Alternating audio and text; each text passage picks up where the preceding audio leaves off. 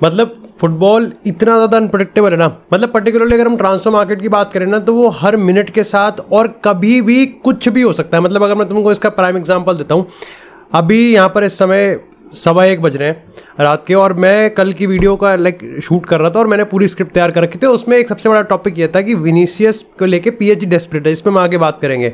और मैं तुम्हें सही बता रहा हूँ, विदाउट एनी शुगर कोटिंग, मैं PSG की लेने वाला था।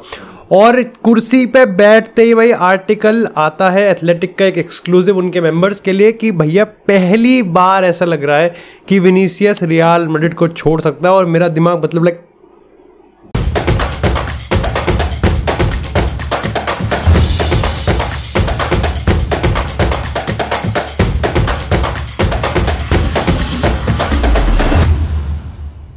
हे guys, welcome back to another episode of football daily. और आज के एपिसोड में भाई एक से बढ़कर एक ताबड़तोड़ खबर है। सबसे पहले अगर हम बात करें तो भैया मैनचेस्टर यूनाइटेड के लिए एक बहुत बड़ी खबर है, क्योंकि लेक क्विप ने हाल ही में इस चीज़ को कंफर्म कर दिया है कि नेमार और मैनचेस्टर यूनाइटेड के बीच में जो चीज़ें हैं वो कहीं ना कहीं बहुत तेज़ी से प्रोग्रेस करती हुई दिख रही है। पहली बार तो ये लग रहा है कि यहाँ पर अगर हम मैनचेस्टर यूनाइटेड की बात करें तो वो तो है इंटरेस्टेड, साथ ही तुमको पता है PSG तो है ही एवरग्रीन इंटरेस्टेड, वो तो दरवाजे पर ही खड़े हैं कि कब नेमार को टाटा बाय बाय करने को मिलेगा। लेकिन अगर नेमार की बात करें तो भैया उसका भी मन यहां पर बन रहा है, और अगर नहीं बनेगा ना सफिशिएंटली तो उसको बनाया जा रहा है। क्योंकि सबसे पहली चीज तो यहां पर बताई जा रही है कि प्लेयर अगर हम बात करें कि कासिमिरो एंड एंटनी पर्टिकुलरली यहां पर नेमार को कन्विंस करने का काम कर रहे हैं, क्योंकि ब्राजीलियन फेलो हैं। एंड ऐसे में यहां पर तुमको पता है हाल ही में रफे वरान आया है, कासिमिरो आया है, एंटनी, तो कहीं ना कहीं नेमार को भी हो सकता है कि यस भाई जो प्रोजेक्ट है वो काफी अच्छा है और टेन हैग के अंडर यहां पर प्रोग्रेस भी मैनचेस्टर यूनाइटेड ने करी है।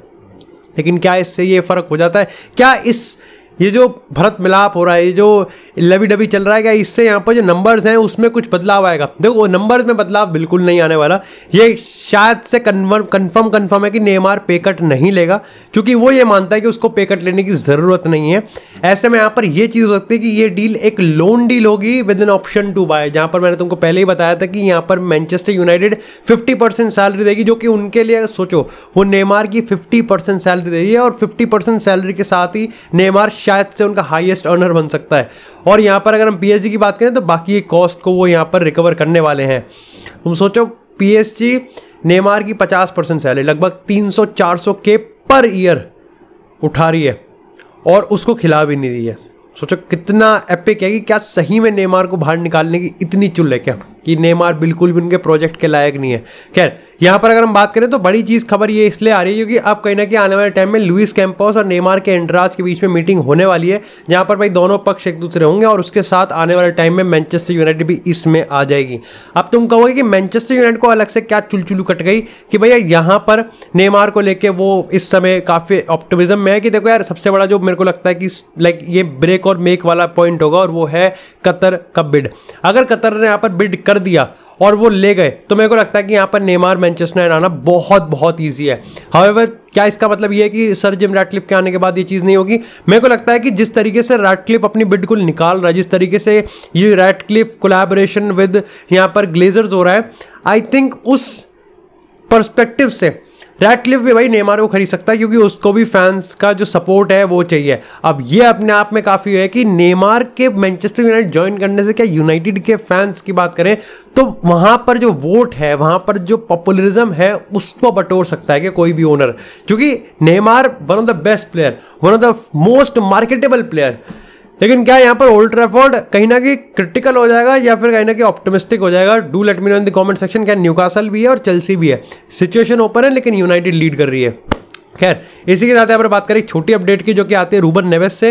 तो हाल ही में ये चीज़ कंफर्म की गई है कि भैया रूबन नेवेस टू बार्सिलोना एक बहुत बड़ी डील, नहीं बहुत बड़ी पेंडिंग डील है, जो कि बहुत टाइम से है। लेपोर्ता यहाँ पर नेवेस को चाहते हैं, नेवेस का ड्रीम है बार्सा में खेलना, और तुमको पता है कि दोनों क्लब के बीच में एक म्यूचुअल पॉइंट है, वो है जॉर्ज मेंडेस। जॉर्ज मेंडेस लगभग 7 से 8 प्लेयर वुल्व्स के रिप्रेजेंट करता है, जो कि स्टार्टिंग 11 में, और वही यहाँ पर सेम होते हैं कि 4 से 5 प्लेयर यहाँ पर बार्सा के भी हैं। अब यहाँ पर शर्त ये रखी गई है कि सबसे पहले तो ज़ावी ये मानता है कि सर्जियो बुस्केट्स का डायरेक्ट रिप्लेसमेंट रूबन नेवेस नहीं है, पहला पॉइंट। दूसरा पॉइंट ये है कि भैया वुल्वरहैम्पटन को पूरा का पूरा कैश चाहिए, वो है 45 मिलियन, और वो ये मानते भी हैं कि भैया रूबन नेवेस 2017 में आया था, 2023 तक 6 साल खेल लिया, बहुत है, आप कहीं ना कहीं उसको जाने देना चाहिए। ऐसे में यहाँ पर डील ये बात बन रही है कि अगर यहाँ पर जॉर्ज मेंडेस अंसू फाटी के लिए 75 मिलियन का ऑफर ले आता है तो भैया यहाँ पर बार्सिलोना 45 मिलियन देने के लिए तैयार है रूबन नेवेस के लिए, और नहीं तो यहाँ पर ये चीज़ नहीं हो सकती। यहाँ पर ये माना जा रहा है कि रूबन नेवेस अगर बार्सा नहीं जा पाया इस समर तो वो यहाँ पर किसी और क्लब में चला जाएगा, लेकिन वुल्वरहैम्पटन को वो छोड़ देगा, और वुल्व्स भी चाहती है क्योंकि उसका कॉन्ट्रैक्ट अगले साल यहाँ पर ख़त्म होने वाला है और फिर उसको यहाँ पर वो फ्री एजेंट के तौर पे नहीं छोड़ना चाहते। इसी के साथ अगर बात करें आज की सबसे बड़ी ब्लॉकबस्टर अपडेट की, क्या विनीसियस जा सकता है? अब सबसे पहले मैं तुमको डेवलपमेंट से थोड़ा सा यहाँ पर रूबरू करवा देता हूँ। पहली चीज़ तो ये कि देखो रियल मैड्रिड ने यहाँ पर एक एक्शन लिया है। रियल मैड्रिड ने अपना एक ऑफिशियल नोटिस डाला है, साथ ही रियल मैड्रिड ने यहाँ पर थैंक्स भी लिखा है उन प्लेयर्स को, उन क्लब्स को, उन तमाम मेंबर्स को और फैंस को जिन्होंने विनीसियस के साथ अपनी सॉलिडारिटी दिखाई है। साथ ही यहाँ पर पहले की बात करें, एम्बापे की बात करें, नेमार की बात करें, कासिमिरो की बात करें, तमाम बड़े बड़े प्लेयर्स ने यहाँ पर विनीसियस को लेकर सपोर्ट किया है।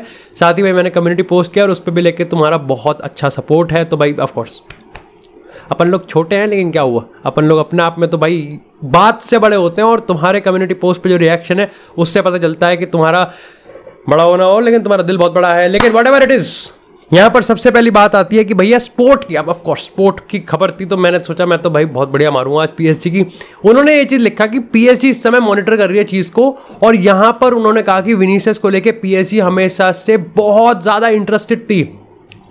लेकिन मामला यहाँ पर बदल देता है एथलेटिक की एक्सक्लूसिव रिपोर्ट, और एथलेटिक की रिपोर्ट ने यह बताया कि जब एथलेटिक के जर्नलिस्ट है उन्होंने यहाँ पर विनीसियस के क्लोज रिलेटिव से जब बात करी और ये कहा कि भाई जो लास्ट में इंस्टाग्राम की पोस्ट पे उसने लिखा है कि वो रेसिज्म के अगेंस्ट लड़ेगा, चाहे उसको यहाँ से दूर जाके लड़ना पड़े, क्या ये बताता है कि वो रियल मैड्रिड को छोड़ सकता है? ऐसे में उन्होंने कहा है कि हाँ भाई जब तुमको लड़ना ही खुद है तो वो बिल्कुल यहाँ पर छोड़ सकता है। ये जो बात थी ना कि लड़ना ही खुद है, ये इंपॉर्टेंट है आने वाले रेफरेंस में। इसी के साथ यहाँ पर जब एक और रिलेटिव से पूछा आता है कि भैया क्या यहाँ पर रियल मैड्रिड और विनीसियस का लवी डवी ब्रेकअप हो सकता है, तो उन्होंने चीज़ कहा कि अभी तक तो बिल्कुल नहीं था, लेकिन यहाँ से हम कह सकते हैं कि हाँ अब ये चीज़ बहुत बड़ा धक्का हो सकता है, क्योंकि तुमको पता है कि इस समय रियल मैड्रिड विनीसियस का contract long term already agree करवा चुकी है और लगभग रिलीज क्लॉज की बात ही छोड़ दो, 2027-28 तक का कॉन्ट्रैक्ट रहेगा। लेकिन यहाँ पर इंपॉर्टेंट बात तुमको समझनी पड़ेगी कि तुम सोचो ये चीज़ खबर आने के मीडिया में आने के लगभग 12 घंटे के भीतर यहाँ पर रियल मैड्रिड ने सबसे पहले एक स्पेन के अटॉर्नी जनरल पे कंप्लेंट भी डाल दी। रियल मैड्रिड के प्रेसिडेंट ने यहाँ पर पर्टिकुलरली विनीसियस के साथ एक पर्सन टू पर्सन मीट भी करी है, और यहाँ पर खुद रियल मैड्रिड ने आने वाले टाइम में ये चीज़ कंफर्म कर दी कि भैया अगर ये चीज़ होगा तो एक ही सोल्यूशन है, और वो ये है कि रियल मैड्रिड यहाँ से पिच से वॉक ऑफ कर देगी, एंड इट्स कंफर्म, जो कि मेरे को लगता है कि सबसे बेस्ट सोल्यूशन है। ये चीज़ पहले भी हो रखा है, बार्सिलोना में 2006 में एतो से जब ऐसे रेसिज्म करा तो उसने यहाँ पर खेलने से मना कर दिया था, और जावी ने भी इस चीज़ को कंफर्म किया है कि भैया यही होना चाहिए, यही तरीका है, अगली बार हो पिच से वॉक ऑफ कर दो। खैर इस पे मैं तेबस के सपेरे पे मैं 2 कमेंट करूंगा। भाई ने कहा है विनीसियस पे टॉन्ट मारते हुए कि भाई लालीगा रेसिस्ट नहीं है, और फिर खुद ही लिख देता है कि लालीगा रेसिस्ट नहीं है, लेकिन हमने नो रेसिज्म के केस को रजिस्टर किया है। मतलब पहले पॉइंट में लिखता है रेसिज्म नहीं है, लेकिन यहां पर वो दूसरे पॉइंट में लिखता है कि 9 रेसिज्म के केस हमने कंप्लेन किया है। द फैक्ट कि वो 9 रेसिज्म के केस जिसमें से 8 विनीसियस के अगेंस्ट है, उसको इतना नॉर्मलाइज करके बता रहा है कि 9 ही तो हैं भाई। उस 9 में से तुम समझ लो एथलेटिको मैड्रिड के फैंस ने पुतला लटका दिया था उसका। दिस इज हॉरेंडस, और it's not about just Vini, it's about everyone. अगर आप पिछले कुछ कैंपेन्स की बात करोगे तो ब्लैक प्लेयर्स के अगेंस्ट स्पेनिश कल्चर में ये हमेशा होता है। Not against Spanish culture, not against Spain people, लेकिन कहीं ना कहीं ये आंट के बाल होते हैं हर जगह और इनको ढूंढ के निकालना पड़ेगा। खैर इसी के साथ अगर बात करें यहाँ पर थोड़ी सी आर्सेनल की, तो भैया हाल ही में यहाँ पर जो डेविड ऑस्टिन का मेल बैग है उन्होंने इस चीज़ को कंफर्म किया है कि यहाँ पर आर्सेनल गुंडोगन को लेके काफ़ी इंटरेस्टेड है, और ये जो ड्राइविंग फोर्स है वो कोई और नहीं बल्कि मिकेल आर्टेटा है। एंड ऑफ कोर्स जो कॉमन लिंक है वो ये है कि भाई Mikel Arteta Gundogan Manchester city में काम कर चुके हैं। तो क्या इसका मतलब ये है कि भैया मैनचेस्टर सिटी यहाँ पर गुंडोगन को जान देगी? देखो ये चीज़ मतलब तुम सोचो इस समय Manchester city best club in the world है और उसका कैप्टन यहाँ पर गुंडोगन है, तो क्या तुमको लगता है कि मैनचेस्टर सिटी जाने देगी? देखो मेरा यहाँ पर पूरा प्रेडिक्शन ये है कि मैनचेस्टर सिटी गुंडोगन को एक बार फिर से रिक्लेम कर लेगी। हाउएवर अगर आर्सेनल की बात करें तो यहाँ पर आर्सेनल परफेक्ट रिप्लेसमेंट मानती है गुंडोगन को झाका का, जो कि मेरे को लगता है कि ठीक है। लेकिन अगर मेरे को लगता है कि गुंडोगन छोड़ देगा सिटी को तो हाईली डाउट कि वो आर्सेनल के लिए होगा। when there is Barcelona on the door। खैर इसी के साथ अगर बात करें काफी बड़ी खबर की वो आती है यहाँ पर नेपली से। तो भैया स्पेलेटी यानी कि जो उनके मैनेजर इसने 33 साल बाद नेपली को स्कैरेरो जितवाया है, वो यहाँ पर नेपली को ऑलमोस्ट उन्होंने प्रैक्टिकली अपने प्रेस कॉन्फ्रेंस में इंटर को हराने के बाद ही कंफर्म कर दिया कि वो यहाँ पर नेपली को छोड़ सकते हैं। उन्होंने कहा कि डिसीजन बहुत पहले बन चुका है। और मैं तुमको बता दूं इसलिए हुआ है कि अगर हम यहाँ पर उनके ओनर की बात करें, प्रेसिडेंट की बात करें, तो उसने कहा है कि मैं यहाँ पर स्पेलेटी के जो पंख है उसको काटना नहीं चाहता। इस पर टॉन्ट मारते हुए स्पेलेटी ने वापस से कहा कि मेरे को पंख की जरूरत नहीं है, मेरे को जूतों की जरूरत है और मेरे को यहाँ से उड़ने की कोई जरूरत नहीं है। काफी लोग ये चीज प्रिडिक्शन कर रहे हैं कि एटलांटा के जो मैनेजर है गैस्पेरिनी वो आएंगे नेपली में नए मैनेजर। और काफी लोग ये भी बोल रहे हैं कि अगर हम स्पेलेटी की बात करें तो स्पर्स उनका एक नया पॉसिबल डेस्टिनेशन हो सकता है। तुम कहोगे क्या बहुत बड़ी चीज हो गई है, कोई कंट्रोवर्सी हो गई है? तो काफी लोग ये कहते हैं कि 33 साल बाद स्कूडेटो जीतने के बाद कहीं ना कहीं नेपली के मैनेजर ये मानते हैं कि अगला जो भी कैंपेन होगा वो ऑलरेडी फेलियर बता दिया जाएगा। और इसका प्राइम एग्जांपल कार्लो भी है। खैर स्पेलेटी ये भी मानता है कि जिस तरीके से नेपली आने वाले टाइम में सेल करेगी प्लेयर, चाहे विक्टर ओसिमेन की बात करें, किम मिन-जे की बात करें, लोबोत्का की बात करें या फिर एनगीसा की बात करें, यहां पर उस तरीके से इन्वेस्टमेंट नहीं होने वाली। इन्वेस्टमेंट तुम करोगे नहीं, कंपेयर करोगे तुम हमारे पिछले स्कूडेटो वाले सीजन से, तो डेफिनेटली यहां पर स्पेलेटी कहते हैं कि इससे बढ़िया तो भैया खुद घोस्ट हो जाऊं, मैं ही इनको घोस्ट कर देता हूं। इसी के साथ यहां पर एक लास्ट अपडेट आती है यहां पर दुसान व्लाहोविच के से। भाई रियल मैड्रिड कहीं ना कहीं लिंक होती हुई दिख रही है। हाउएवर मैं ज्यादा इसमें क्रेडिबिलिटी मानता नहीं हूं, लेकिन भैया बायर्न म्यूनिख और चेल्सी इस समय काफी ज्यादा चर्चा में। अब सबसे पहले तो चेल्सी के रिगार्डिंग अपडेट है, ESPN ने कंफर्म किया कि 80 मिलियन का तो ऑलरेडी ऑफर मार रहे हैं वो।